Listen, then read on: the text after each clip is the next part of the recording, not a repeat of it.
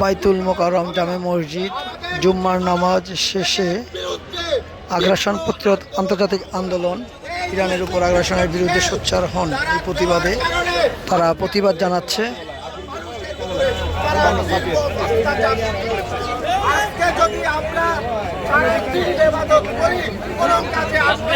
আল্লাহর কাছে প্রত্যেকটা মানুষের জবাব করতে হবে।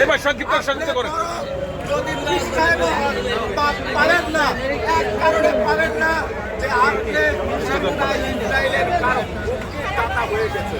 তাই আমি বলবো প্রত্যেকটা মানুষকে ইসরায়েলের বিরুদ্ধে প্রতিবাদ তীব্র থেকে তীব্র করা। যদি আপনারা তীব্র থেকে তীব্র না করতে পারেন, বেশ ভয়াবহ। আমি সরকারের কাছে তিনটা দাবি জানাচ্ছি। এক, বাংলাদেশে সামরিক প্রশিক্ষণের ব্যবস্থা করুন।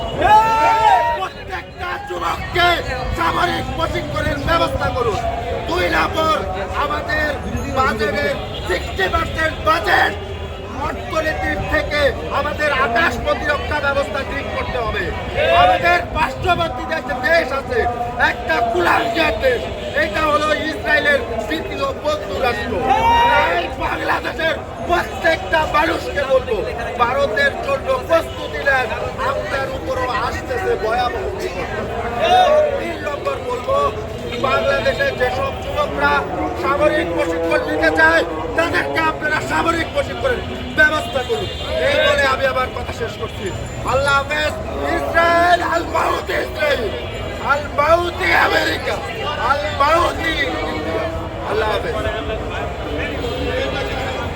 এখন বক্তব্য রাখবেন আগ্রাসন প্রতিরোধ আন্দোলনের অন্যতম নেতা জনাব খায়রুল ইসলাম। জনাব খায়রুল ইসলাম